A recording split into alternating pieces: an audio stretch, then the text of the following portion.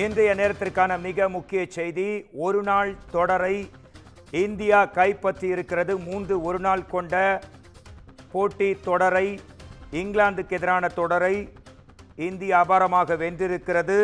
3வது ஒருநாள் போட்டியில் இந்தியா 356 ரன்கள் எடுத்தது. முதலில் பேட்டிங் செய்து அதனைத் தொடர்ந்து இங்கிலாந்து அணி 214 ரன்களுக்கு ஆல் அவுட் ஆனது. வெறும் 34.2 ஓவர்களிலேயே ஆல் அவுட் ஆனது. 3வது போட்டி அகமதாபாத்தில் நடைபெற்றது குறிப்பிடத்தக்கது. இந்திய அணிவின் சார்பில் நீண்ட காலமாக ஃபார்மில் இல்லாத விராட் கோலி 50 ரன்கள் அடித்தார்.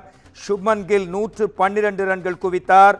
ஸ்ரேயாஸ் ஐயர் 78 ரன்கள் எடுத்தார். KL ராகுல் 40 ரன்கள் எடுத்தார். முன்னதாக 2வது ஒருநாள் போட்டியில் ரோஹித் சர்மா 100 ரன்களை கடந்து அபார சதத்தை பூர்த்தி செய்தார். தொடர்ந்து 3 போட்டிகள் கொண்ட ஒருநாள் தொடரை 3-0 என்ற கணக்கில் இந்தியா இங்கிலாந்தை வீழ்த்தி ஒயிட் வாஷ் வெள்ளையடித்து விட்டது.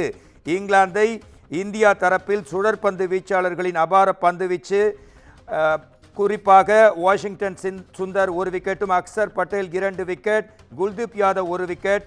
இதைத் தொடர்ந்து வேகப்பந்து வீச்சாளர்கள் அபாரமான பந்து வீச்சு, ஹர்ஷ்தீப் சிங் 2 விக்கெட்டுகள், ஹர்ஷித் ராணா புதிய இளன் சிங்கம் ஹர்ஷித் ராணா 2 விக்கெட்டுகள், ஹர்திக் பாண்டியா எப்போதும் விக்கெட் ரன்கள் எடுக்கக்கூடிய ஆல்ரவுண்டர் ஹர்திக் பாண்டியா 2 விக்கெட்டுகள். 3-0 என்ற புள்ளி கணக்கில் இங்கிலாந்தை வீழ்த்தியிருக்கிறது.